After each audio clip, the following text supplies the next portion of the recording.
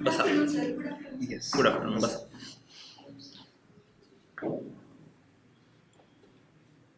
तुमची हॉबी काय? सर माझ्या हॉबी कविता करणे आणि गाणी म्हणणे हे आहे. ओके. तुम्ही स्वतः कविताच फक्त करता की दुसऱ्यांच्या कविता वाचतात पण?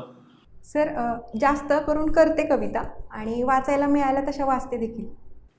या हॉबीचा प्रशासनात कसा उपयोग करता येईल? सर माझी हॉबी जी आहे ती कविता करणे, त्याचा उपयोग मला प्रशासनात करायचं म्हटलं तर त्याच्या थ्रू मी अवेअरनेस चांगल्या प्रकारे करू शकते, चांगला संदेश समाजापर्यंत पोहोचवू शकते. त्याचबरोबर माझ्या ऑफिसमध्ये कार्यरत असणारे जे कोण लोक आहेत त्यांना चांगल्या प्रकारे इन्स्पायर करण्यासाठी आणि कविता बनवण्यासाठी मोटिवेट करून लार्ज लेवलला त्याचा इम्पॅक्ट करून घेऊ शकते. ओके. तुम्ही होम डिपार्टमेंट आणि फायनान्स डिपार्टमेंट दोन्हीत काम केलेलं आहे? हो सर. ओके. फायनान्स डिपार्टमेंटमध्ये काय पोस्ट होती? सर माझी पोस्ट टेक्निकल असिस्टंट ही होती. ओके. तिथे काय होतं कामाचं स्वरूप? सर डायरेक्टरेट ऑफ इन्शुरन्स हे जे आहे ते गव्हर्नमेंटच्या प्रॉफिटसाठी विमा निधी जमा करण्याचं काम करत असतं. त्याचा उपयोग गव्हर्नमेंटसाठी कसा करून घेता येईल याच्यासाठी काम करत असतं. त्या विभागांतर्गत ग्रुप इन्शुरन्स स्कीम ही सगळ्या गव्हर्नमेंट सर्वंटसाठी राबवली जाते.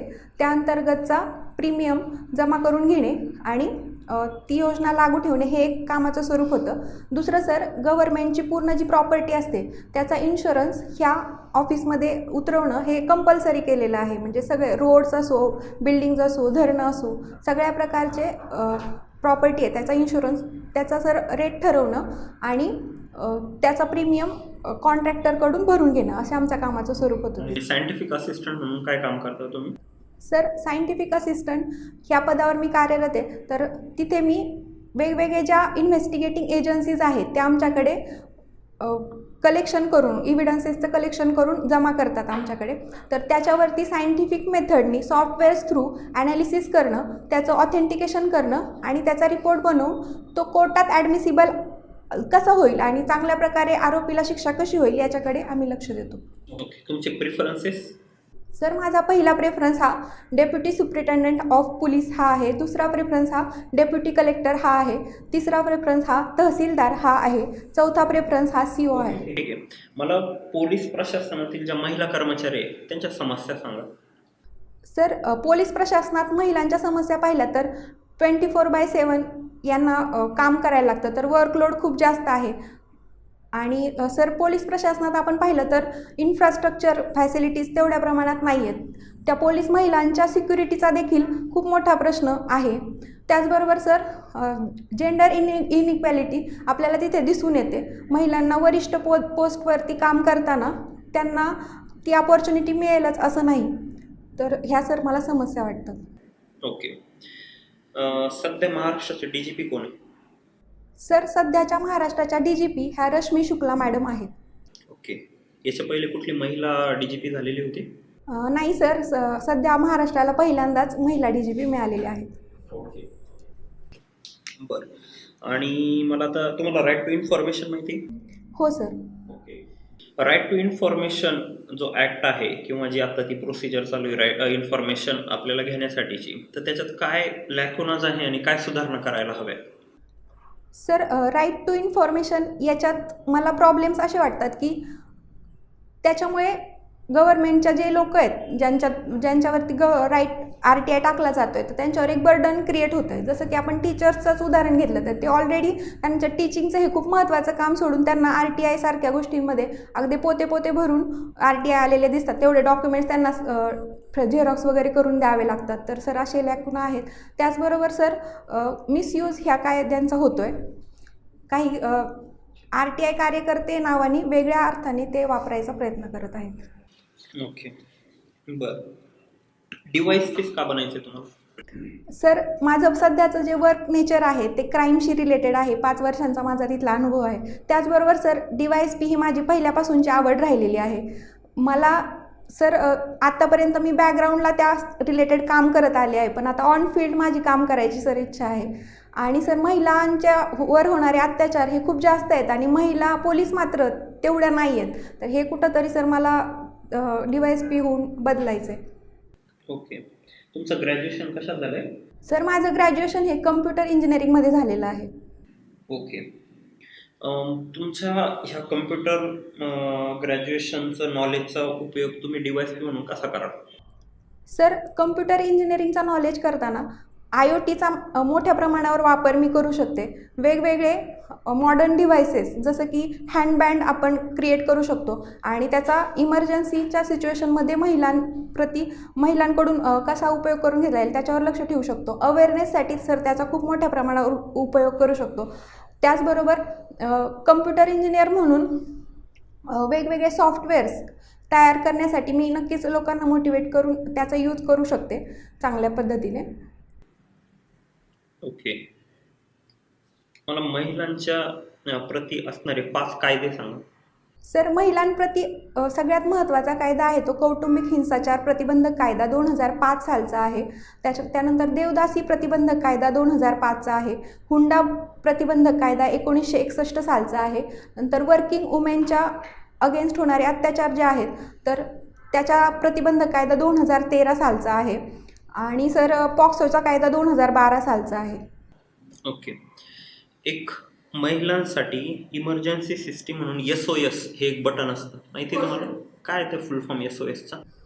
सर, मला नक्की माहिती नाही आहे, पण जर गेस केला तर असं वाटतं की सिक्युरिटी ऑपरेटिंग सिस्टीम असा असावा. मला नक्की माहिती नाही सर. ठीक आहे सर. तुम्ही सध्या फायनान्स डिपार्टमेंटमध्ये काम करता? नाही सर, मी सध्या गृह विभागात कार्यरत आहे. गृह विभागाला. अच्छा, फायनान्स डिपार्टमेंटचं तुम्ही काम सोडलं आता? हो सर.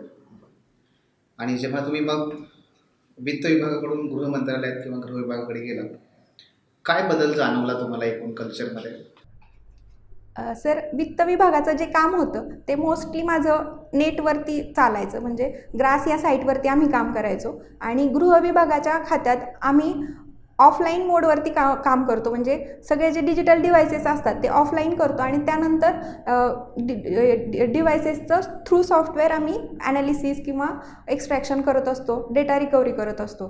तर सर, म्हणजे आत्ता गृह विभागात आमचा संबंध मोस्टली पोलिसांशी येतो आणि वित्त विभागात आमचा संबंध कॉन्ट्रॅक्टर्स किंवा वेगवेगळ्या ज्या ऑथॉरिटीज आहेत त्यांचे रिप्रेझेंटेटिव्ह यांच्याशी येत होता. हा सर मला फरक वाटतो. आपण जर व्हॉट्सॲप कधी वापरलं तर त्यामध्ये येतं बघा की तुमचा डेटा हा एन्क्रिप्टेड आहे. एन्क्रिप्टेड म्हणजे काय असतं? सर, एन्क्रिप्टेड म्हणजे तो जो डेटा आहे त्याचं कन्व्हर्जन कोडमध्ये केलेलं असतं, जेणेकरून त्याची प्रायव्हसी किंवा सिक्युरिटी हे एन्श्युअर केली जाते. आणि तो एंड टू एंड एन्क्रिप्शन असतो म्हणजे काय?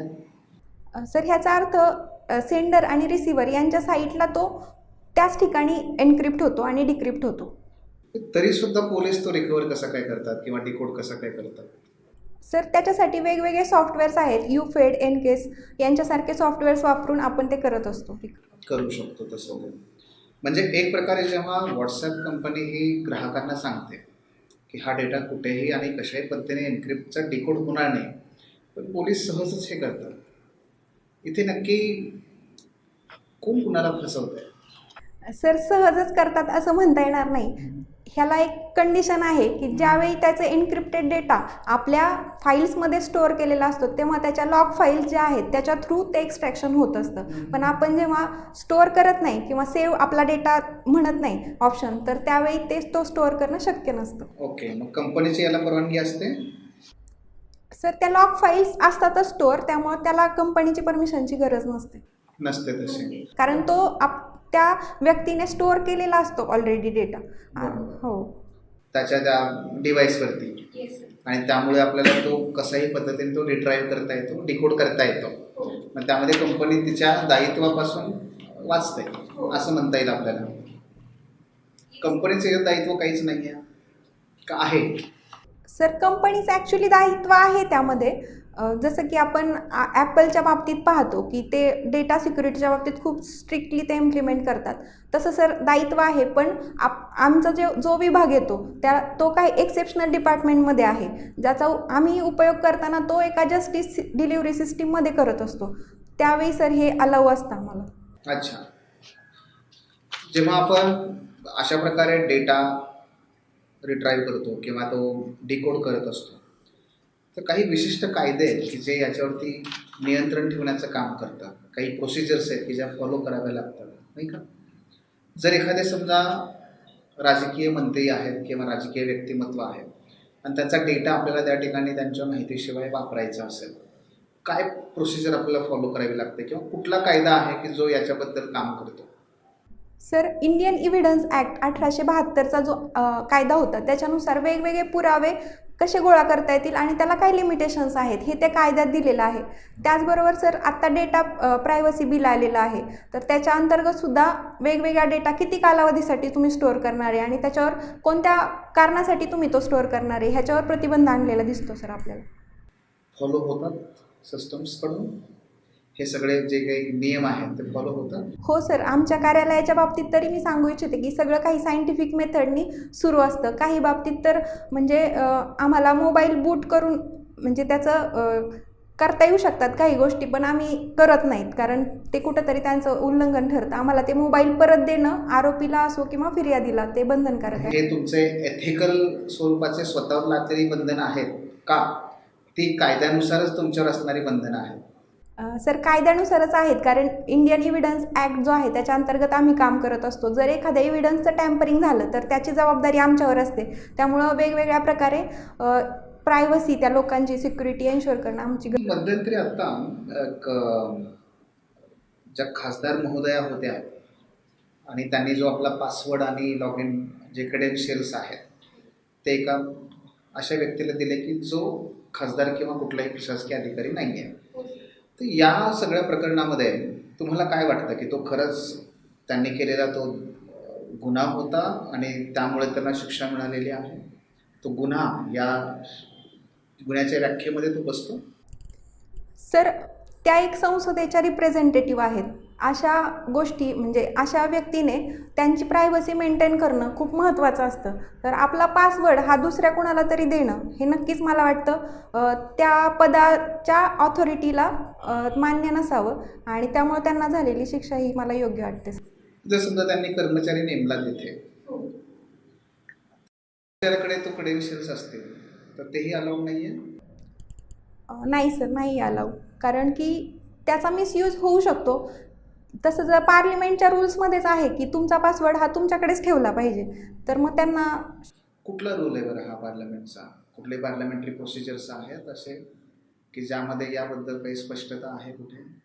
हो सर, मी वाचला आहे पण मला आत्ता आठवत नाही आहे त्याबद्दल. आपला जो IT ॲक्ट आहे त्या IT ॲक्ट अंतर्गत या सगळ्या बाबी येतात, परंतु IT ॲक्टमध्येच बऱ्याच अशा तरतुदी नाही आहेत आणि तंत्रज्ञान ज्या वेगाने बदलत जातं तो ते एनव्हिजन करून त्या पद्धतीने प्रोव्हिजन तयार करणं हे बऱ्याच वेळ डिफिकल्ट असतं. असं मग हा जो गुन्हा झाला त्याला एथिकल कमिटी जी आहे किंवा एथिक्स कमिटी आहे तर ती त्या एथिक्स कमिटीच्या संदर्भात ती निर्णय घेते. जर आपण त्याला गुन्हा म्हटलं तर ज्या काही इतर कायदेशीर समित्या आहेत त्यांनी घ्यायला पाहिजे. एथिक्स कमिटीने का घेतलं होतं? सर, हे पार्लिमेंटमध्ये राखलं जाणारं जे इथिक्स आहे किंवा ज्या व्हॅल्यूज त्यांनी मेंटेन केल्या पाहिजेत तर त्या मेंटेन नव्हत्या केलेल्या. कोणाला तरी दुसऱ्याला पासवर्ड देणं कुठेतरी इथिक्सच्या अगेन्स्ट जाऊन किंवा त्यांनी त्याच्यात असे पण आरोप झाले होते की त्यांनी पैसे घेऊन प्रश्न विचारण्यासाठी पैसे घेऊन तसे भ्रष्टाचाराचे देखील आरोप त्यांच्यावर झाले होते. त्यामुळं इथिक्स कमिटीसुद्धा त्यात इन्व्हॉल्व झाली होती. सध्या संसदेने बरेचसे कायदे जे आहेत ते आपले भारतीय संहिता कायदा जो आहे तसे तर ते 3 कायदे महत्त्वाचे बदललेले आहेत. त्यांची नावं तर बदललीच आहेत पण मधल्या काही प्रोव्हिजन्समध्ये पण रिफॉर्म्स केलेले आहेत. सांगता येतील नावं आणि काही एक अशा त्यातल्या प्रोव्हिजन्स? हो सर, इंडियन पिनल कोड जो 1860चा होता आपल्याकडे त्याच्याऐवजी आता भारतीय न्याय संहिता हा कायदा आलेला आहे. इंडियन इव्हिडन्स ॲक्ट हा जो होता त्याच्याऐवजी भारतीय पुरावा संहिता आलेला आहे आणि सर CRPC म्हणजे क्रिमिनल प्रोसिजर कोड हा जो कायदा होता 1973चा तर त्याच्याऐवजी आता भारतीय नागरिक सुरक्षा संहिता हा कायदा आलेला आहे. सर, ह्याच्यातल्या मेजर तरतुदी आपण पाहिल्या तर जे न्याय देण्याची भूमिका या कायद्यांमध्ये आपल्याला दिसते शिक्षा देण्याऐवजी. दुसरी सर गोष्ट बदलली ती मॉब लिंचिंग किंवा मॅरेजच्या आमिषाने कुणी सर सेक्शुअल गोष्टी करत असेल किंवा वुमेनला जर त्रास देत असेल तर त्या गोष्टीसुद्धा इन्क्लूड केलेल्या आहेत याच्यात.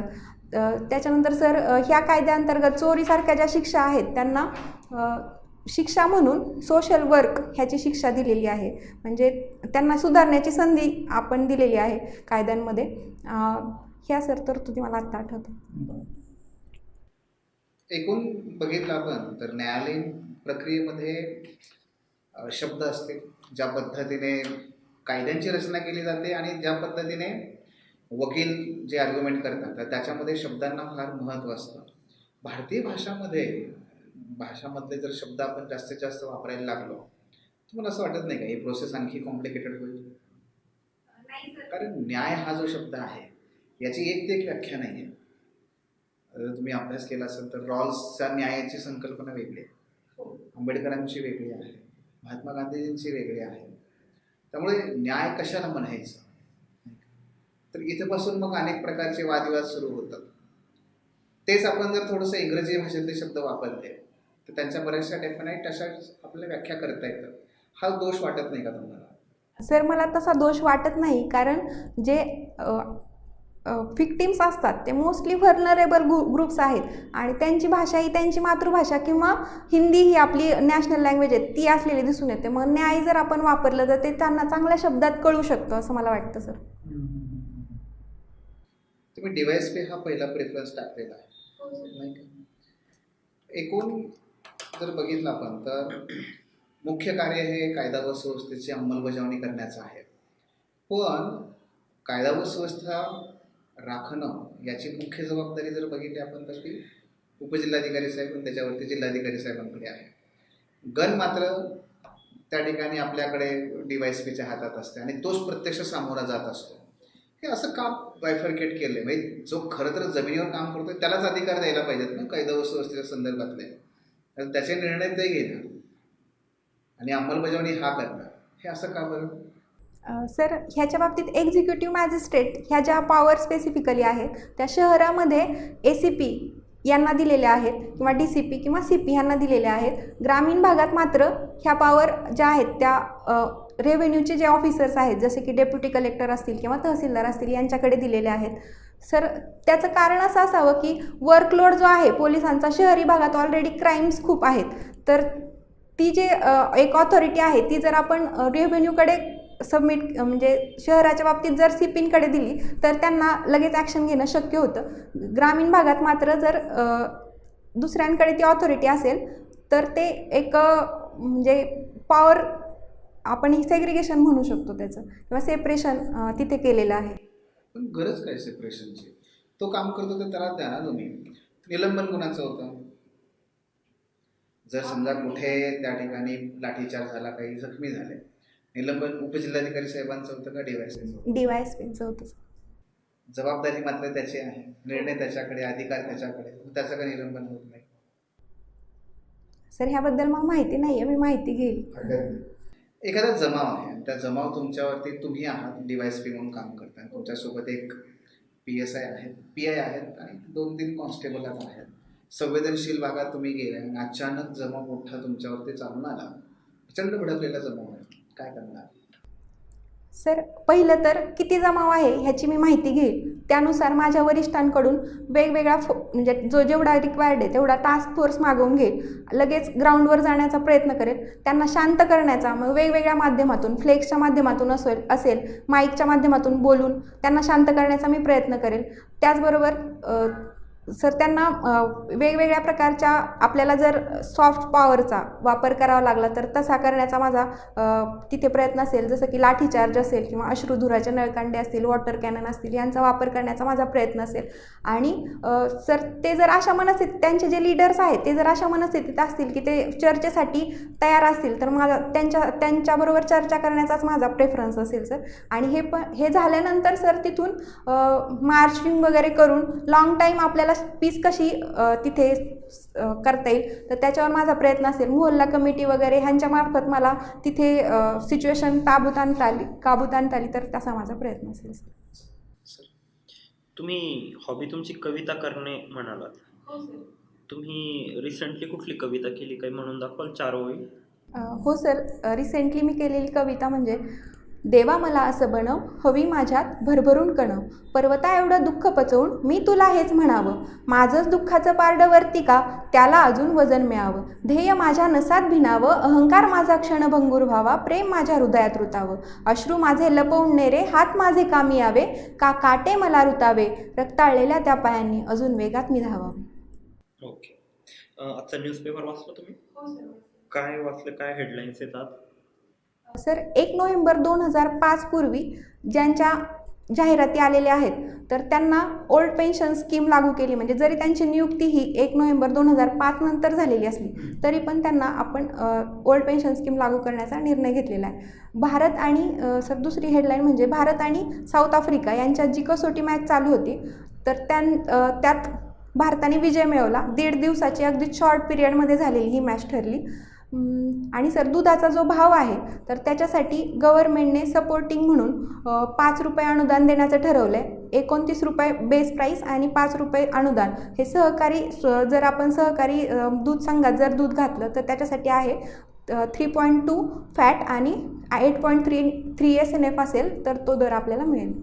ओके. आता तुम्ही प्रशासनात येऊ इच्छिता पण तुम्हाला ओल्ड पेन्शन योजना लागू होणार नाहीये. ठीक आहे. पण असं म्हणतात की ओल्ड पेन्शन योजनाच खूप चांगली होती. काय वाटतं तुम्हाला, आता ओल्ड पेन्शन योजना तुम्हाला पण लागू करावी का? हो सर, ॲज अ एम्प्लॉयर म्हणून मला वाटतं की ओल्ड पेन्शन स्कीम लागू करावी. पण सरकारच्या बाजूने विचार केला तर न्यू पेन्शन स्कीम ही सरकारला परवडणारी आणि शाश्वत आहे. आणि सर मला म्हणजे शाश्वत पेन्शन स्कीम आणखीन ह्याच्यातला मध्यम मार्ग जर काढता आला तर तो दोघांसाठी बेनिफिशियल असेल असं मला वाटतं सर. ओके, ठीक आहे सर, चालेल. येऊ शकतो. Wish you all the best. Thank you. Have a nice day. Same to. तुमचे इंटरव्ह्यू